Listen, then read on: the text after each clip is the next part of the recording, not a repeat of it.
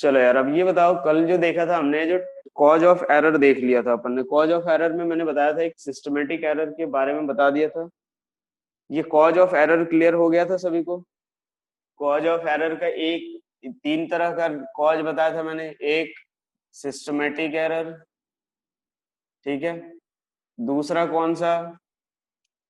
ये random error. और तीसरा, तीसरा जो होता है वो होता है कौन सा? Least count error. ठीक है, यही तीन एरर मैंने बताए थे, तीन तरह के, जो तीन कॉज होंगे। ठीक है। लीस्ट काउंट अभी नहीं बताया था, बिल्कुल सही बात है। सिस्टमेटिक, मैंने तीनों सिस्टमेटिक के तीन रीजन बताए थे मैंने कि ये कौन कौन सा कारण हो सकता है सिस्टमेटिक वाले में। तो ये तीनों पार्ट क्लियर है इसका? हाँ कि ना, ये बताओ। सिस्टमेटिक का जो तीन पार्ट, तीनों तीन अलग अलग रीजन मैंने बताए थे, वो क्लियर है? बेटा देखो यार, ये मैं बोल रहा हूँ कि इसमें कोई कंफ्यूजन नहीं होना चाहिए, ठीक है। ठीक है, मैं एक बार रिपीट कर देता हूँ शॉर्ट में। पहली चीज यहाँ से देखो, तीन इसके रीजन थे। एक हमारा कौन सा था कि अपने पास जो रहेगा, अगर मान लो अपने पास हो जाए कौन सा, पर्सनल एरर की बात कर सकते हैं, ठीक है। पर्सनल एरर वाले केस में क्या होता था कि जैसे मान लो सपोज, अगर हमने क्या किया, अगर हमारी गलती से जो होगा, जैसे मान लो जो भी अगर एक्सपेरिमेंट परफॉर्म कर रहा है, उसने कुछ गलती की, और वो क्या क्या गलती कर सकता है कि रीडिंग वो सही से नहीं ले, ठीक है। रीडिंग लेते समय कहीं और देखना शुरू कर दे, उसके कारण कुछ एरर हो जाए, ठीक है। या फिर जैसे मान लो हम लोग ये देख ले कि अगर हमने जो इंस्ट्रूमेंट की सेटिंग जो थी वो प्रॉपर नहीं की थी, उस कारण से कुछ एरर हो जाए, तो वो सारा किसके अंदर आएगा? पर्सनल एरर के अंदर, ठीक है।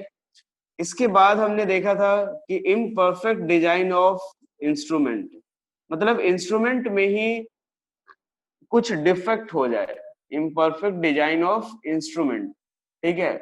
इंस्ट्रूमेंट में अगर कुछ इम्परफेक्शन हो, कुछ डिफेक्ट हो, जैसे मान लो अगर मैं स्केल अगर मेजर कर रहा हूँ, स्केल ले रहा हूँ, सपोज ये इस तरह से हो जाए, यहाँ से कटा हुआ रहे, टूटा हुआ रहे, ठीक है। या जैसे मान लो ये वर्नियर कैलिपर का केस देखा था मैंने। वर्नियर कैलिपर अभी हम लोग पढ़ेंगे, उसमें कुछ जीरो एरर एक आता है, वो हो जाए। जीरो एरर मैंने बता दिया, थोड़ा बहुत हिंट दे ही दिया था मैंने कि दो तरह का स्केल होता है इसमें, एक वर्नियर स्केल और एक हमारा होता है मेन स्केल। ये मेन स्केल और ये वर्नियर स्केल। यहाँ पे क्या रहता है, ये नीचे स्लाइड हो सकता है। अब ये स्लाइड होकर के अगर मान लो ये इसका जीरो और इसका जीरो, इसका जीरो और इसका जीरो अगर कोइंसाइड नहीं कर रहा है, तो हम लोग बोलते हैं जीरो एरर। हो सकता है इसके लेफ्ट साइड में आ जाए, राइट साइड में आ जाए, तो पॉजिटिव नेगेटिव जीरो एरर होता रहता है, ठीक है। तो वो हम लोग अगर मान लो इंस्ट्रूमेंट में ही कुछ प्रॉब्लम है, तो उसके कारण अगर कुछ एरर आ रहा है, तो वो हमारा क्या होगा कि इम्परफेक्ट डिजाइन ऑफ इंस्ट्रूमेंट, ये हो जाता है। एक तीसरा रीजन क्या होता है कि अगर हमारा जो एक्सपेरिमेंटल टेक्निक है उससे वही गलत हो, ठीक है। तो क्या लिख सकते हैं कि imperfection in experimental technique, imperfection in experimental technique, ठीक है। एक्सपेरिमेंटल टेक्निक में अगर कुछ जो रहे, वही हमारा कुछ गलत रहे। जैसे मान लो मैंने बताया था कि हम लोग नॉर्मली जो बॉडी का टेम्परेचर मेजर करते हैं, वो आर्मपिट के नीचे थर्मोमीटर रख के करते हैं, ठीक है। लेकिन एक्चुअल टेम्परेचर हमारा वहां पे नहीं होता है। जैसे मान लो माउथ के अंदर वगैरह जो होता है, वो एक्चुअल टेम्परेचर हमें मिलता है वहां से, ठीक है। आर्मपिट के नीचे जो टेम्परेचर रहता है वो थोड़ा सा मैक्सिमम टेम्परेचर से कम रहता है। तो मान लो हमने ले लिया 103 डिग्री फ़ारेनहाइट, और एक्चुअल में तो यही ही मानेंगे हम लोग, लेकिन एक्चुअल टेम्परेचर कुछ और रहेगा, 103.5 या 103.6 या 9 या 4, कुछ भी हो सकता है, ठीक है। तो ये हमारा जो एक्सपेरिमेंटल टेक्निक है वही गलत है। तो ये तीन रीजन है सिस्टमेटिक एरर के, ठीक है। और यहाँ से मैंने बताया था कि ये पॉजिटिव नेगेटिव जो हो सकते हैं, पॉजिटिव नेगेटिव हो सकता है, जीरो भी हो सकता है, लेकिन बहुत रेयर केस में जीरो होगा, ठीक है। इसको मैंने बताया था क्या कि हम इस एरर को मिनिमाइज कर सकते हैं। अगर हम चाहे तो इस एरर को मिनिमाइज करना वो हमारे हाथ में है। कैसे? पर्सनल एरर, यार प्रॉपर सेटिंग करो इंस्ट्रूमेंट की, अगर जो रीडिंग ले रहे हैं वो ध्यान से लो, ठीक है। उसके बाद ये हम लोग इंस्ट्रूमेंट अगर सही ले ले, ठीक है। जीरो कैसा होता है? जीरो मतलब जैसे देखो, मैं बोल रहा हूँ कि अगर ये केस तब होगा जब, जैसे मान लो हमने वही चीज मिनिमाइज करने की बात हो रही है, अगर काफी एकदम एक्यूरेसी के साथ अगर हम लोग मेजरमेंट करें, तो उस केस में आने की पॉसिबिलिटी है।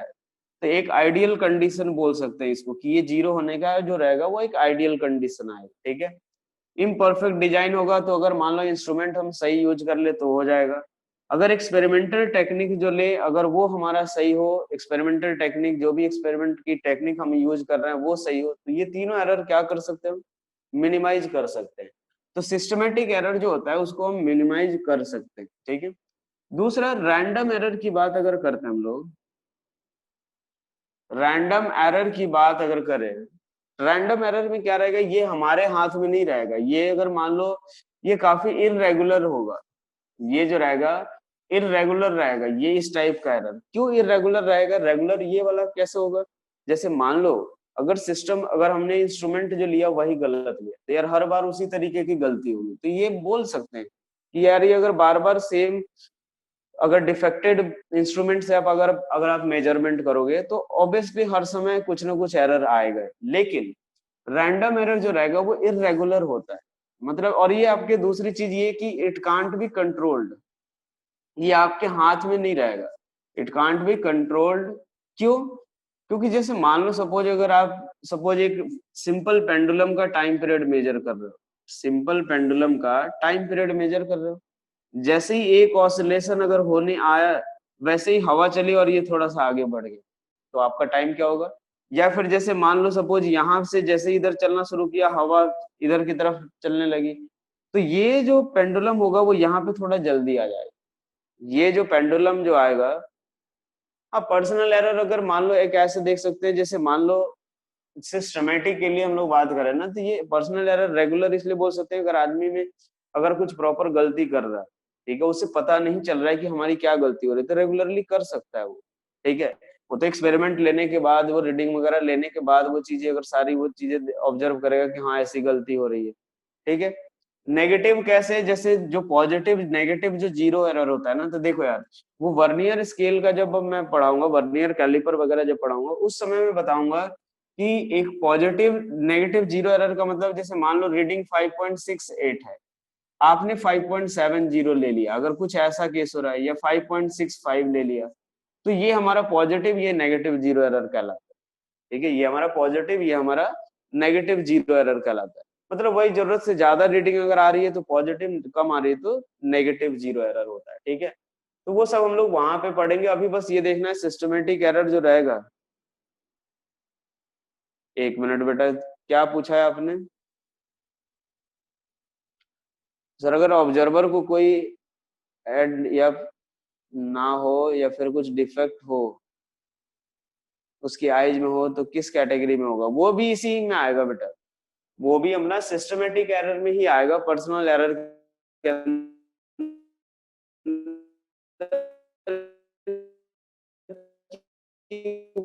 वो उसके अंदर पर जो एक्सपेरिमेंट परफॉर्म कर रहा है उसके एक्सपेरिमेंट वाले पर्सन की गलती है। ऐसा थोड़ी कि अगर सही से मेजर नहीं कर पा रहा है तो वो उसकी गलती है। तो यहाँ से देखो मैं बोल रहा हूँ कि इस वाले पॉइंट पे जैसे मान लो अगर ये हवा चलने लगी, इधर से हवा चलने लगी तो ये जल्दी आ जाएगा, तो आप इस चीज को आप कंट्रोल नहीं कर सकते कि हवा को ही रोक दिया, ऐसा आप कंट्रोल नहीं कर सकते। तो ये जो आएगा वो किस में आएगा, रैंडम एरर में। जैसे मान लो सपोज अगर कभी ऐसा हुआ कि अगर रॉड की लेंथ मेजर कर रहे हो आप, ठीक है, रॉड की लेंथ मान लो मेजर कर रहे हो, जैसे ही आप मेजर करने गए एकदम से टेम्परेचर अगर चेंज हुआ, इस रॉड की जो एक्चुअल लेंथ थी उससे थोड़ा सा बढ़ जाता है। ये चीज हीट एंड थर्मोडायनेमिक्स में थोड़ा बहुत तो पता होगा कि यार टेम्परेचर के साथ जो रॉड वगैरह की जो लेंथ होती है वो चेंज होती है। तो अगर आप मेजर करने गए, टेम्परेचर अगर इंक्रीज हुआ, टेम्परेचर इंक्रीज होगा तो रॉड की लेंथ भी क्या हो जाएगी, इंक्रीज हो जाएगी। अब जो मेजर करना है उससे क्या होगा, हमने अगर मान लो 10 सेंटीमीटर रॉड दिया था, 10, जिसकी लेंथ एक्चुअल 10 सेंटीमीटर थी, अभी आप थोड़ा सा ज्यादा मेजर करो, बहुत ज्यादा वेरिएशन नहीं होता, लेकिन फिर भी हमें देखना रहेगा कि ये ऐसे एरर हो सकते हैं। तो ये जो एरर होगा वो किसके अंदर आएगा, रैंडम एरर के अंदर। ये चीज क्लियर हुआ सभी को कि मान लो एटमॉस्फेरिक प्रेशर चेंज हो जाए, या हवा चल जाए, या फिर टेम्परेचर चेंज हो जाए, उस कारण से अगर हमारे एक्सपेरिमेंट में कुछ मिस्टेक हो रहा है, कुछ अगर रीडिंग या मेजरमेंट अगर सही से नहीं हो रहा है, तो वो कौन से एरर की कैटेगरी में आएगा, रैंडम एरर की कैटेगरी में आएगा। क्लियर हुआ ये चीज, ये बताओ, ये बताओ भाई, क्लियर हो गया रैंडम एरर क्या होगा। इसको हम मिनिमाइज नहीं कर सकते, इसको हम कंट्रोल नहीं कर सकते यार। हवा चलना, टेम्परेचर बढ़ना, कम होना, ये चीज हमारे हाथ में नहीं है। तो आप इस चीज को कंट्रोल नहीं कर सकते, इस चीज को आप मिनिमाइज नहीं कर सकते। अगर आप परफॉर्म कर रहे हो एक्सपेरिमेंट, तो ये मान के चलना होगा कि अगर ये हो रहा है तो ये थोड़ा बहुत एरर आएगा ही। नेक्स्ट आता है लीस्ट काउंट के बारे में। लीस्ट काउंट का मतलब क्या होगा कि जैसे अगर कोई भी इंस्ट्रूमेंट है, ठीक है, कोई भी अगर इंस्ट्रूमेंट है, अगर कोई भी इंस्ट्रूमेंट है, जैसे देख लो, मान लो अपने पास उसका एक सबसे मिनिमम कुछ वैल्यू होती है जो कि वो मेजर कर सकता है। जैसे मान लो अगर सेंटीमीटर स्केल की बात करें, एक सेंटीमीटर स्केल सबसे मिनिमम कितना डिस्टेंस या कितनी लेंथ मेजर कर सकता है वो? 1 मिलीमीटर। ये आपको याद होगा। जैसे मान लो आपके जो स्केल में, जो ज्योमेट्री बॉक्स में जो स्केल होता है, उससे मिनिमम हम कितना डिस्टेंस मेजर कर सकते हैं? 1 मिलीमीटर। देखना अपने पास ऐसी जो रीडिंग होती है, ऐसे जो मार्किंग होती है, वो क्या होता है? 1 मिलीमीटर। ये वाला पार्ट जो होता है वो 1 मिलीमीटर होता है। तो ये 1 मिलीमीटर जो हुआ, ये इसका लीस्ट काउंट होता है सेंटीमीटर स्केल का। ठीक है। तो लीस्ट काउंट का मतलब क्या हुआ कि मिनिमम डिस्टेंस या मिनिमम मेजरमेंट जो कि एक इंस्ट्रूमेंट परफॉर्म कर सकता है। ठीक है। अगर एक बात देखो, जैसे जो हमारे पास जो डिजिटल आजकल, जैसे सब्जी वाला या कहीं भी जाओगे तो डिजिटल वेइंग मशीन जो आता है, उसमें अगर देखोगे तो उसमें आता है कि जैसे मान लो 3.235 kg कुछ ऐसे आता है।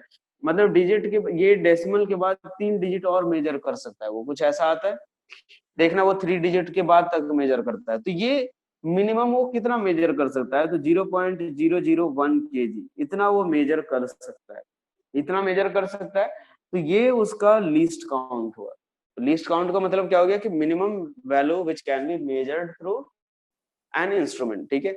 और एक बात सोचो, अब इसके कारण अगर कुछ एरर हो रहा है, तो वो हमारा किस में आएगा? कि लीस्ट काउंट वाले एरर में। कैसे होगा वो एरर, बताता हूँ मैं। जैसे मान लो ये हमारे पास एक रॉड की लेंथ है। सबसे पहला एग्जांपल जो लिया था रॉड एरर वाले पार्ट में, वो कुछ इसी से था।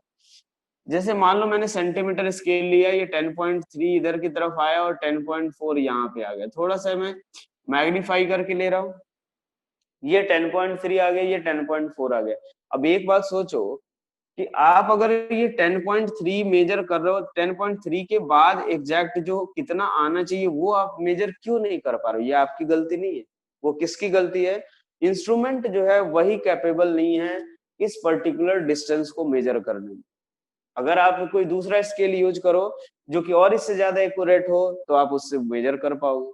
लेकिन सेंटीमीटर स्केल से आप ये मेजर नहीं कर पाओगे कि 10.3 के बाद ये नेक्स्ट डिजिट क्या होगी। तो ये वाली डिजिट जो है वो मेजर नहीं हो सकती। ये वाली वैल्यू कि 10.31 है, कि 10.32 है, कि 10.35 है, वो मेजर हम नहीं कर पा रहे हैं। क्यों? क्योंकि ये सेंटीमीटर स्केल है और इसका लीस्ट काउंट कितना है? तो 1 मिलीमीटर, यानी 0.1 सेंटीमीटर। तो यहाँ जो अब एरर आएगा, मान लो अगर एक्चुअल वैल्यू 10.35 है और हमने रीडिंग दिया 10.3 सेंटीमीटर, तो ये जो 0.05 सेंटीमीटर का एरर आ रहा है वो किसके कारण आ रहा है? इंस्ट्रूमेंट के कारण आ रहा है। उसके लिस्ट काउंट ही से बाहर की बात है वो, ये इससे छोटा वो डिस्टेंस मेजर नहीं कर सकता है, इसीलिए हो रहा है। तो इस तरह का जो एरर होगा उसको हम क्या बोलेंगे? Least count error. क्या लिस्ट काउंट वाले के कारण एरर होगा? क्लियर हुआ ये चीज? हाँ या ना, ये बताओ। इस चीज के कारण ये तीनों एरर, तीन पार्ट बेटा, तीनों सिस्टमेटिक, रैंडम और लिस्ट काउंट, तीनों तरह के एरर क्लियर हो गया।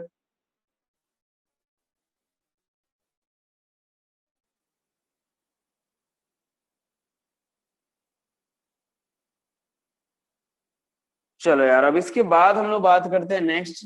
पहले हम लोग थोड़ा सा बात करेंगे कि जैसे चीज देखा होगा ना, तो वो 3 बार 4 बार, जैसे मान लो अगर 10th या 12th में आप लोगों को कराया गया कोई एक्सपेरिमेंट, ठीक है, लास्ट में कराया तो जाता ही है। तो उसमें टीचर जो भी होगा उसने बोला कि 3-4 बार रीडिंग ले लो, फॉर्म करना, ऐसा बोला गया होगा ना, 2-3 बार रीडिंग लो, तो 3-3 बार कराओ। वो कोई पनिशमेंट नहीं देना चाहते, तो वो ये चाहते हैं कि जैसे मान लो हमने पहली बार अगर रीडिंग लिया, तो ऐसा नहीं होगा कि कौन सी वैल्यू, जैसे मान लो जो कोई भी अगर रीडिंग या कोई भी एक्सपेरिमेंट परफॉर्म कर रहे हैं, मान लो 10.9 अगर सेंटीमीटर वैल्यू आ रही है, ठीक है, लेंथ का ही मेजरमेंट किया, तो यार हम ये तो हमारी वॉइस लैग हो रही है बेटा, वीडियो पॉज है, वॉइस लैग हो रही है।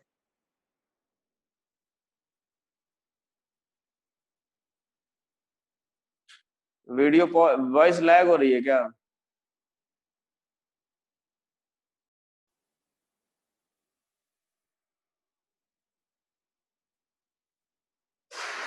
क्या करें बताओ फिर अब।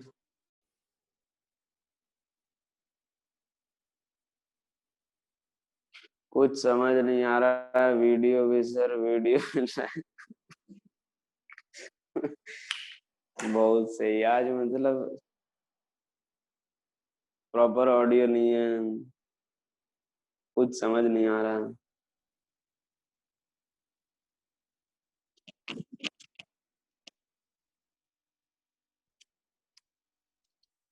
एक काम करो यार बेटे, एक ऐसे कर लो कि मैं फिर से एंड कर रहा हूँ, फिर से आप रीज्वाइन हो जाओ, फिर और क्या कर सकते हैं।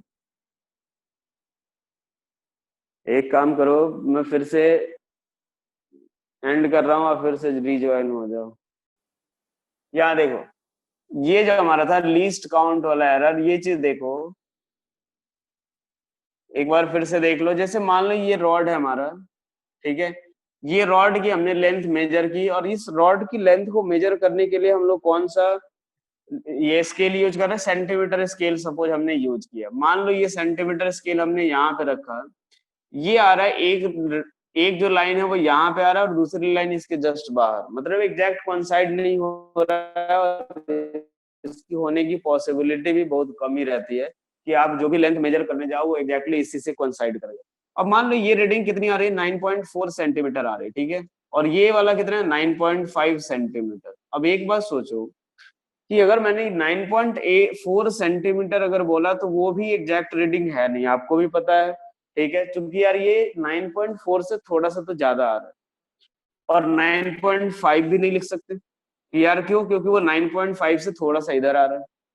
अब एक बात सोचो कि ना तो 9.4 है ना तो 9.5 है, इसके बाद कुछ ऐसा रीडिंग हो सकता है, अगर एक्चुअल वैल्यू अगर देखें तो 9.43 हो सकता है, 9.44 हो सकता है, कोई भी वैल्यू अगर जो देखे, अगर मान लो सपोज ये एब्सोल्यूट है, मतलब एक्चुअल वैल्यू अगर देखा जाए इस रॉड की जो एक्चुअल लेंथ अगर बात करें, तो सपोज इन दोनों में से अगर कोई है, तो दोनों केस में हमारा क्या होगा कि या तो आप ये रीडिंग बोल रहे हो या ये रीडिंग बोलो, दोनों में कुछ ना कुछ एरर जरूर होगा। लेकिन ये जो एरर हो रहा है वो आखिर क्यों हो रहा है? ये आपने गलती नहीं की कुछ कि हाँ यार आपकी गलती है, या कुछ हवा चल गई इसलिए 9.4 आ गया, या टेम्परेचर बढ़ गया, ये कुछ एरर नहीं हो रहा है। इसका रीजन ये नहीं है। रीजन क्या है कि ये जो हमारा जो स्केल है वही इस 0.1 सेंटीमीटर से ज्यादा एक्यूरेटली और मेजर नहीं कर सकता।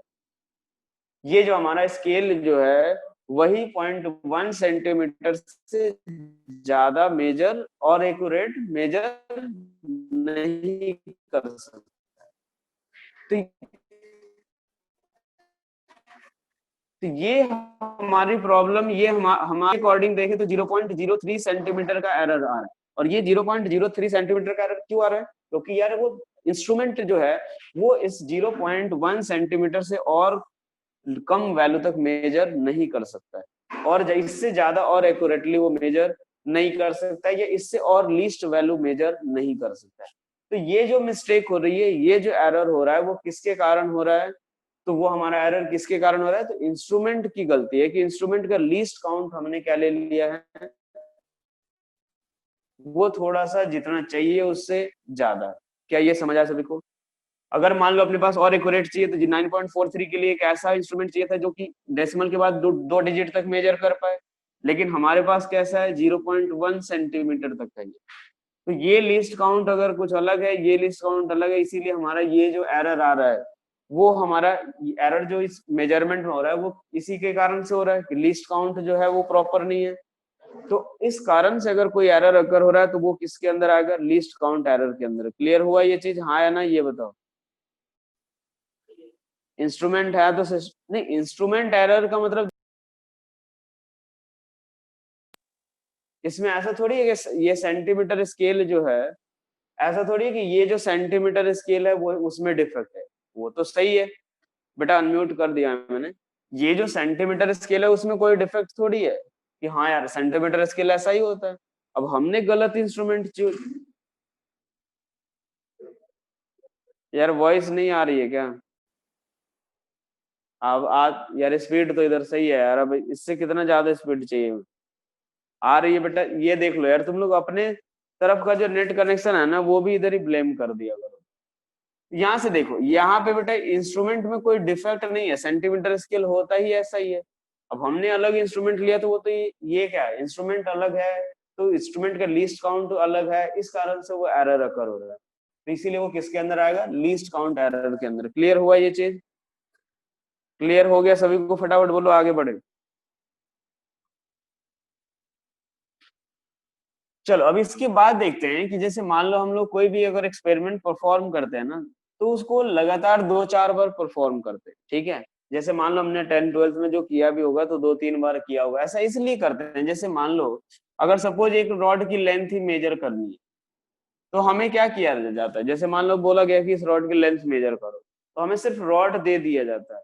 ऐसा नहीं होता है कि आपको रॉड की जो एक्चुअल लेंथ है वो भी साथ में कहीं दिया हुआ रहता है और आपसे ये बोला जाता है कि मेजर करके इससे कंपेयर करो कि कितने का एरर आया। आपको उसकी एक्चुअल लेंथ भी आपको ही फाइंड करनी रहती है, एरर भी आपको ही फाइंड करना रहता है। तो हम एक्चुअल वैल्यू कैसे फाइंड करें आखिर? जैसे मान लो सपोज एक बार किया अपने पास सेम ही, अगर एक्सपेरिमेंट परफॉर्म करते हैं अगर 2-3 बार देखते हैं हम लोग, कुछ ना कुछ स्लाइट वेरिएशन के साथ वैल्यू मिलती है। अगर मान लो एक बार करेंगे 9.41 आ जाएगा, दूसरी बार करेंगे 9.42 आ जाएगा, तीसरी बार करेंगे मान लो 9.39 आ गया, कुछ ऐसा आ जाता है। ठीक है, अगर मान लो सपोज एक सिंपल पेंडुलम का टाइम पीरियड मेजर करते हो, तो उसमें हो सकता है कभी 2.3 सेकंड आ जाए, 2.28 सेकंड आ जाए, कभी 2.31 सेकंड आ जाए, ऐसी वैल्यू पॉसिबल होती है भाई। एक्सपेरिमेंट अगर आप सेम ही एक्सपेरिमेंट परफॉर्म करते हो बार बार, तो ये 3 बार करोगे, तीनों बार ऑलमोस्ट क्या होता है, अलग अलग वैल्यू आ जाती है। अब दिक्कत ये होता है कि हम किस वैल्यू को सही माने। हमारे पास कोई एग्जैक्ट वैल्यू तो दी हुई नहीं रहती है कि हाँ बेटा ये जो इसका टाइम पीरियड है एग्जैक्ट ये है, आप पहले मेजर करो फिर उसमें एरर निकालो, या इसकी लेंथ एक्चुअल हमें पता है और ये हम लोग अगर दे रखे होते हैं कि ये लो भाई अपने पास मेजरमेंट किया फिर एरर निकाल। हमें मेजर खुद ही करना रहता है और खुद ही एब्सोल्यूट वैल्यू भी निकालनी रहती है। एब्सोल्यूट मतलब एक्चुअल वैल्यू, जो ट्रू वैल्यू कुछ भी बोल लो। तो ये इसी के लिए ट्रू वैल्यू फाइंड करने के लिए ही हम लोग क्या करते हैं कि एक एक्सपेरिमेंट को 3-4 बार या n टाइम्स परफॉर्म करते हैं, जस्ट में डिफरेंस कम हो।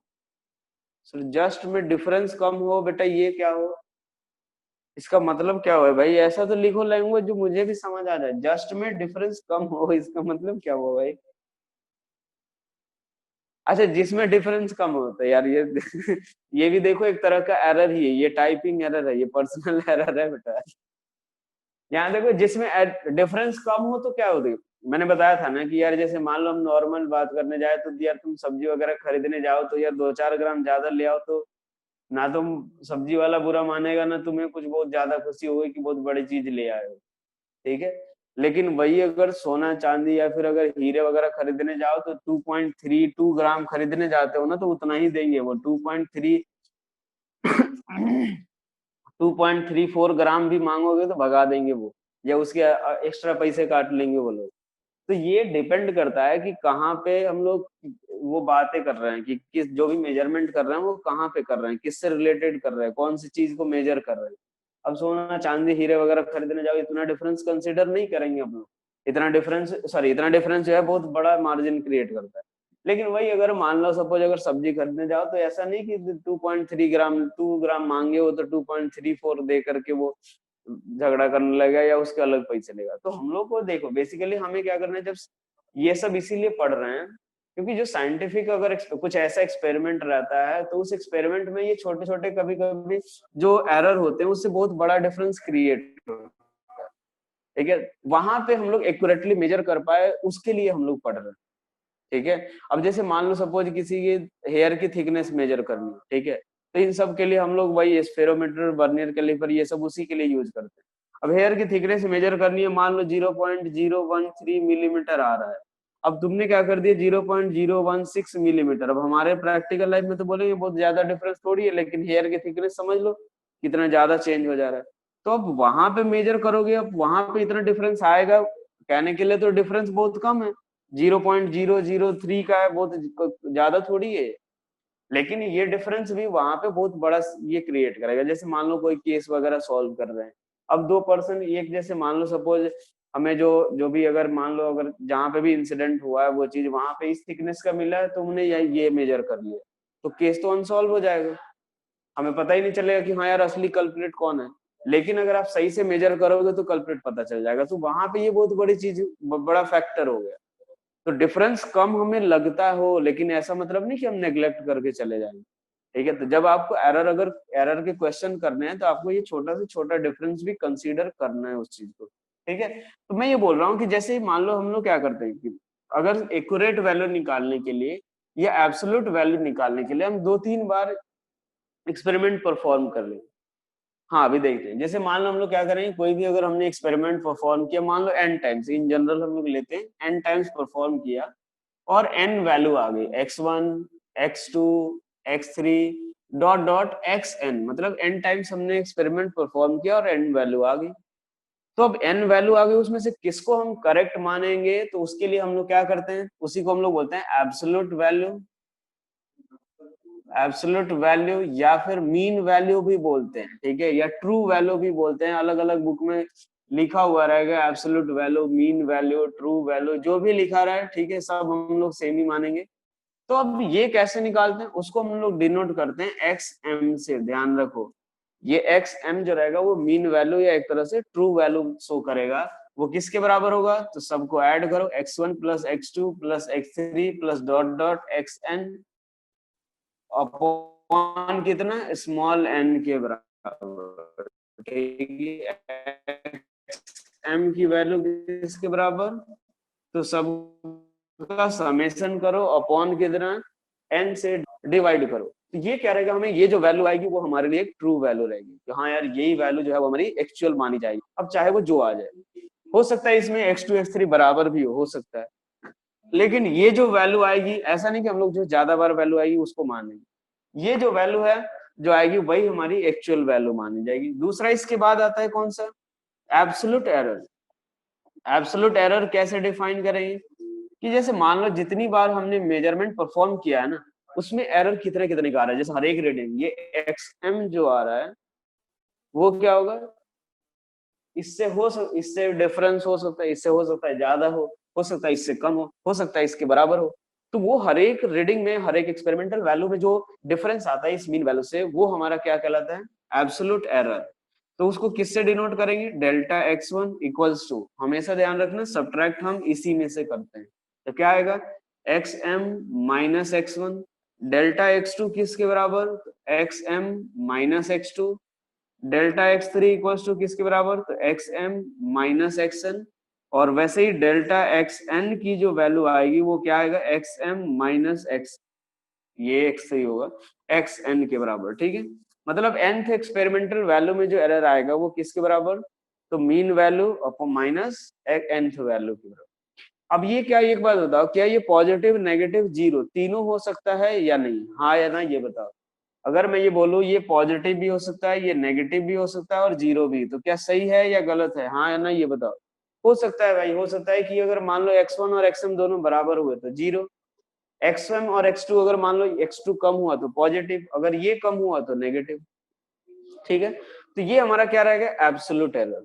अब एक बात और सोचो कि हमने एक्चुअल वैल्यू तो निकाल ली, ठीक है, एक्चुअल वैल्यू निकाल ली, उसके बाद जब भी अगर कोई डेटा लिखना रहता है ना, जब भी अगर कोई डेटा लिखना रहता है तो हम कैसे लिखते हैं, तो वो उसके लिए अपन समझते हैं।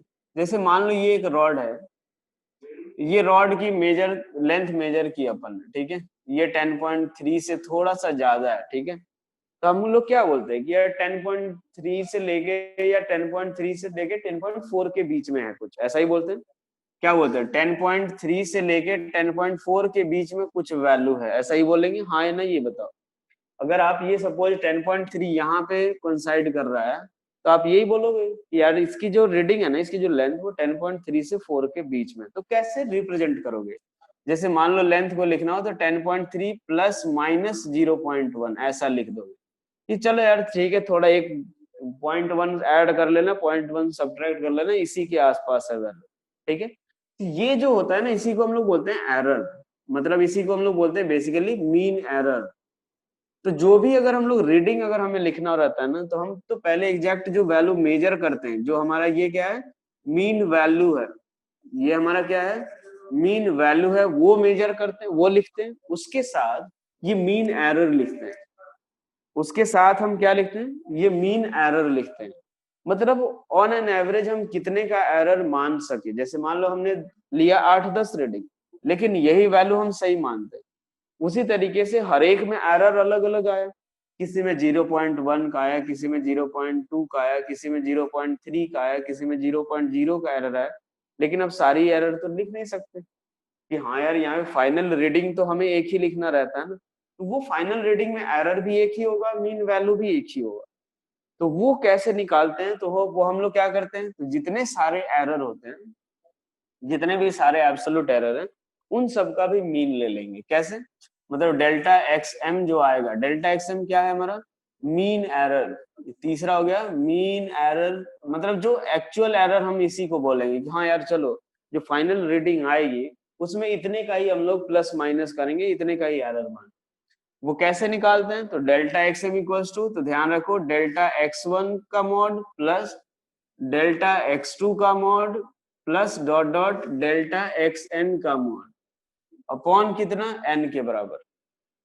डेल्टा एक्स वन मतलब ये मॉड का एरर लेते हैं, ऐसा नहीं कि एक में प्लस 0.1 की गलती हो गई, दूसरे में माइनस 0.1 की गलती हो गई, तो हम लोग दोनों प्लस माइनस काट पीट के बोलेंगे कि कोई एरर नहीं। ऐसा थोड़ी होता है कि एक गलती आज की, एक गलती कल किया, ठीक है भाई, एक गलती मैंने किया, एक गलती आपने किया, कि दोनों ठीक है, फिर खत्म। गलती तो दो ही, अगर दोनों जन का मिला करके देखे तो दो गलती ही काउंट होगा। तो ये चीज होता है, इसीलिए हम क्या करते हैं, सबका मॉड लेते हैं कि यार इसका एरर जितना है, इसमें जितना है, इसमें जितना है, सबके एरर का मॉड अपॉन कितना, एन के बराबर, ठीक है। और ये जो वैल्यू आएगी यही हम लोग क्या बोलेंगे कि एग्जैक्टली इतना ही का ही एरर आया है। अब हम लोग एक बार देखो, ध्यान रखो कि कोई भी जब रीडिंग लिखते हैं, रीडिंग कोई भी लिखेंगे तो वो हमारा, जैसे मान लो एक्स की रीडिंग हम लोग लिख रहे हैं, तो कैसे लिखेंगे, तो x m plus minus delta x m, ये हमारा क्या है, मीन वैल्यू, ये हमारा क्या है, मीन वैल्यू, और ये हमारा क्या है, मीन एरर। ये मीन वैल्यू है और ये हमारा क्या है, मीन एरर, कि एग्जैक्टली कितने का एरर आया, और ये क्या है, मीन वैल्यू है कि एग्जैक्टली कितनी वो एक्यूरेट वैल्यू है। कि यहाँ तक क्लियर हो गया सभी को, हाँ या ना, ये बताओ, क्या यहाँ तक समझ आ गया सभी को। चलो अब इसके बाद हम लोग देखते हैं, इसके बाद नेक्स्ट हम लोग देखते हैं, एक डिफाइन करते हैं रिलेटिव एरर। इसके बाद हम लोग देखते हैं रिलेटिव एरर। रिलेटिव एरर क्या होगा, कि जैसे हमने एक तो मीन एरर लिया डेल्टा एक्स एम, और ये क्या हुआ, मीन वैल्यू एक्स एम, तो जो रिलेटिव एरर आएगा वो क्या आएगा, डेल्टा एक्स एम अपॉन कितना, एक्स एम, यही हमारा क्या होगा, रिलेटिव एरर, ठीक है। एरर और एक एक्ट वैल्यू जो आती है उसका जो रेशियो आएगा वही हमारा क्या होगा, रिलेटिव एरर। इसके साथ एक और आता है हमारे पास, परसेंटेज एरर की भी बात आएगी। जैसे देखो यार, हमें दो तीन चीजें पूछेंगे, एक बार तो वैल्यू पूछ लेंगे तो हमें ये निकालना रहेगा, रिलेटिव एरर पूछेंगे तो ये, और अगर मान लो बोलते हैं परसेंटेज एरर निकालने के लिए, परसेंटेज एरर की अगर बात करें तो ये परसेंटेज एरर क्या आएगा, तो delta x m upon x m into कितना, 100। यही करते हैं ना यार, जैसे मान लो कितने का चेंज आया, फिर रिलेटिव चेंज इंटू 100 क्या मिलेगा अपने, परसेंटेज चेंज। तो यही हमारा परसेंटेज एरर क्या होगा, delta XM upon XM into कितना, 100। क्या ये चीज क्लियर हो गया सभी को, हाँ या ना, ये बताओ, क्या ये क्लियर हो गया, mean error, relative error, percentage error clear हो गया सभी को। अब इसके बाद देखो, जो एरर, ये जो इस पे कैसे क्वेश्चन आएंगे अभी करेंगे इस पे, लेकिन उससे पहले थोड़ा सा हमें एक और चीज इसमें यूज करना रहेगा, जो फाइनल वैल्यू जो आएगी ना, उसको थोड़ा उसमें सिग्निफिकेंट फिगर का यूज करना होगा, थोड़ा राउंड ऑफ का भी देखना पड़ता है, ठीक है। मल्टीप्लीकेशन डिवीजन में भी राउंड ऑफ करने का ये की जरूरत पड़ती है। उन सबको पहले देख लेते हैं, फिर अपन क्वेश्चन इस पे करने वाले हैं, ठीक है। पहली चीज हम लोग देखते हैं नेक्स्ट, कौन सा, सिग्निफिकेंट फिगर। सिग्निफिकेंट फिगर, ये सिग्निफिकेंट फिगर देखो क्या रहेगा अपने पास, ठीक है। ये हमारा क्या रहेगा कि जैसे मान लो ये हमें बेसिकली बताता है कि जो भी अगर हमने मेजरमेंट किया उसमें कितने डिजिट तक हम श्योर हैं, कितने डिजिट तक हम श्योर हैं, वो हमें क्या बताएगा, सिग्निफिकेंट फिगर। अब इसका क्या रूल होता है, पहले कुछ कुछ देखो यहाँ पे, जो भी अगर हमारे पास मेजर्ड वैल्यू आती है ना, तो उसमें सिग्निफिकेंट फिगर एक फाइंड करने के लिए आएगा। पहला रूल ये होता है कि ऑल नॉन जीरो, एग्जाम्पल ले लेकर के मैं बताते जाता हूँ, स्टेटमेंट के फॉर्म में लिखने की जरूरत नहीं है, ठीक है। पहला चीज देखो कि जितने भी सारे नॉन जीरो जीरो डिजिट्स होते हैं, कोई भी जो मेजर्ड वैल्यू होते हैं उसमें जितने सारे नॉन जीरो डिजिट्स होते हैं वो सारे क्या होते हैं, सिग्निफिकेंट। जैसे मान लो मैंने मेजर किया x इक्वल टू 2367 सेंटीमीटर, इसमें कितने सिग्निफिकेंट फिगर होंगे, 4 सिग्निफिकेंट फिगर। अगर मान लो अपने पास x इक्वल टू आएगा 3497, एक बात ध्यान रखो बेटा, मैं ये बोल रहा हूँ कि जो भी, जैसे मान लो कई अलग अलग बुक में जो है ना, कुछ रूल्स में उन्हें उल्टे सीधे लिख रखे हैं, आपको वो फॉलो नहीं करना है। आपको अगर सिग्निफिकेंट फिगर राउंड ऑफ से रिलेटेड कोई भी चीज अगर पढ़ना है तो आप एनसीईआरटी से ही वेरीफाई करना, उसमें जो रूल दिया हुआ है आप उसी के अकॉर्डिंग आप डिसाइड करना, क्योंकि कुछ बुक्स में कुछ और लिख देते हैं, ठीक है। तो आपको उसको फॉलो नहीं करना, क्योंकि आपका एग्जाम में अगर जो भी आएगा वो एनसीईआरटी में जो रूल दिया हुआ है उसी के अकॉर्डिंग आपका जो आंसर होगा वही चेक किया जाएगा। तो इसीलिए आपको जो यहाँ पे मैं बता रहा हूँ वही चीज वही रूल मानना है। कोई दूसरे बुक में लिखा हुआ है अगर उल्टा, तो पहले ही बोल रहा हूँ उसको मत मानना, क्योंकि एनसीईआरटी जो लिखा है उसी को हमें वैलिड, उसी को वैलिड मानना है अपने को, ठीक है। आपको अगर क्रॉस चेक करना हो कोई भी चीज, अगर कभी भूल जाते हो तो आप एनसीईआरटी के थ्रू ही जाना। चलो देखो यहाँ पे मान लो अपने पास पहला हो गया, मान लो suppose x equal to 3497 metre हो गया, इसमें कितने, मान लो 6 भी ले लेते हैं, इसमें कितने, 6 नॉन जीरो डिजिट हैं, तो ये सारे कितने कितने सिग्निफिकेंट डिजिट होंगे, 6। दूसरा ये होता है कि अगर मान लो डेसिमल और नॉन डेसिमल, ठीक है ना, मतलब अगर सपोज ये चीज देखो कि कोई भी नंबर हो, कैसा भी नंबर हो, डेसिमल हो नॉन डेसिमल नंबर हो, उस केस में एक और एग्जांपल इसमें ले लेते हैं, मान लो y इक्वल्स टू 12.343, इसमें कितने सिग्निफिकेंट डिजिट होंगे, फटाफट बोलो जल्दी, इसमें कितने सिग्निफिकेंट डिजिट, 2.343। पहला रूल ये है सारे नॉन जीरो डिजिट्स सिग्निफिकेंट, कितने, 4, आसान है, ठीक है, 4 सिग्निफिकेंट डिजिट, ठीक है। क्या रूल है अपने पास, all non zero digits are significant, सारे नॉन जीरो डिजिट्स जो होंगे वो क्या होंगे, सिग्निफिकेंट होंगे। चलो दूसरा रूल कि जो भी नॉन जीरो डिजिट्स के बीच में जो डेसिमल, जो भी अगर जीरो आते हैं, ये सारा चक्कर जो रहता है ना वो जीरो के कारण ही इधर उधर होता है, ठीक है।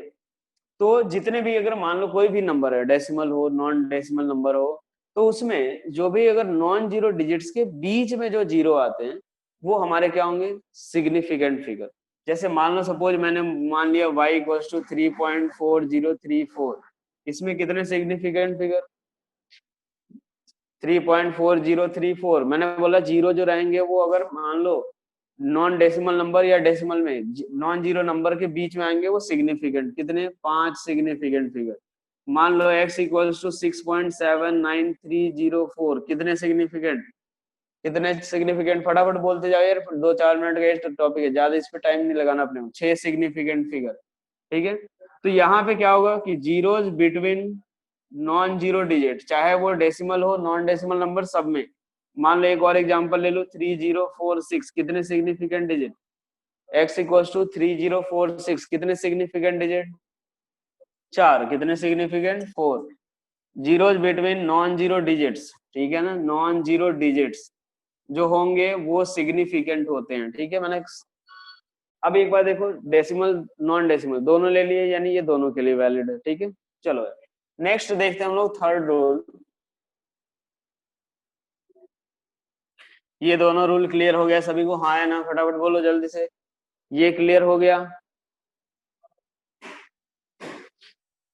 चलो नेक्स्ट हम लोग देखते हैं थर्ड की, अगर मान लो कोई भी नॉन, ये अपने पास अगर ये देखा जाए कि अगर नंबर जो है वो लेस देन 1, कोई भी नंबर जो है वो लेस देन 1 है, तो उसमें, ठीक है, जैसे मान लो 0.00 0.0034 लिखा गया है, ठीक है, 0.0034 लिखा गया है।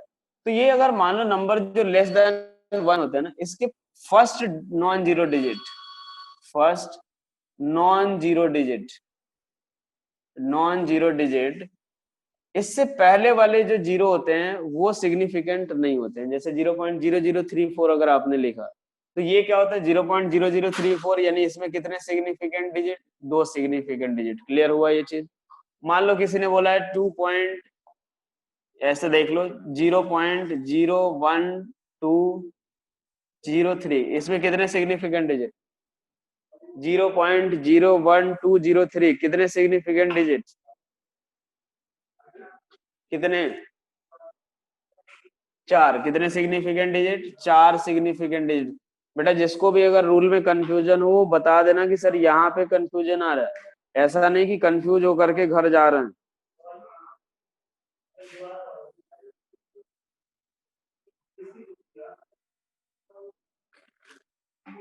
क्या ये समझ आ गया सभी को? 0 पॉइंट, चलो एक मान लो 0.016043 कितने सिग्निफिकेंट डिजिट, कितने, इसमें 4 कैसे, 1 2 3 4, फर्स्ट नॉन जीरो डिजिट है, उसके पहले वाला तो जीरो काउंट होगा नहीं। ये फर्स्ट नॉन जीरो डिजिट 1 2 3 4, ये नॉन जीरो डिजिट्स के बीच का है तो काउंट होगा कितने, ये काउंट होगा, ये काउंट होंगे, 3 और 3 6, कितने सिग्निफिकेंट डिजिट, 6 सिग्निफिकेंट डिजिट। क्या ये क्लियर हुआ सभी को? हाँ है ना? तो ये क्या है, zero between, number is less than 1, number is less than 1 and zeros before first non-zero digit, first non-zero digit are not significant, are not significant। ठीक है, क्लियर हो गया?